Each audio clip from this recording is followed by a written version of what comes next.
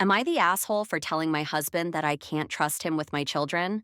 I, 32F, was cooking dinner and feeding the baby when my husband, 33M, came home with the toddler after picking him up from childcare and noticed he needed a nappy change. He is a decent modern day dad who happily changes nappies, so he went to do it as usual.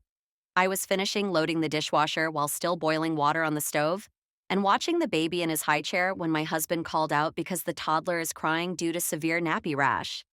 I was hoping he could deal with it, but he seemed to panic and just said he would stop.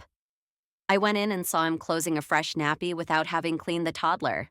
I took over.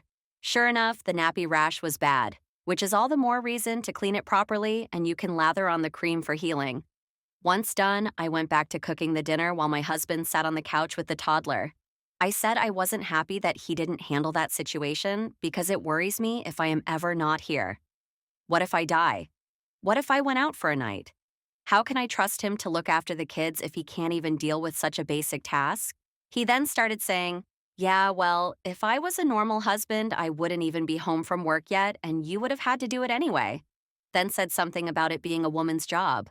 Whilst I was offended by his comments, I said it was irrelevant because we weren't talking about gender roles. We were talking about whether he is capable of caring for the children if I'm not around.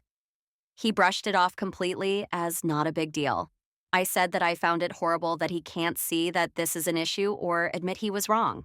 He then said, what I find horrible is that not 5 minutes after coming home, I get yelled at and abused when all I was trying to do was help. Is he right? Am I the asshole for thinking he should have been able to handle the situation? Or should I have been more supportive and helped without commenting?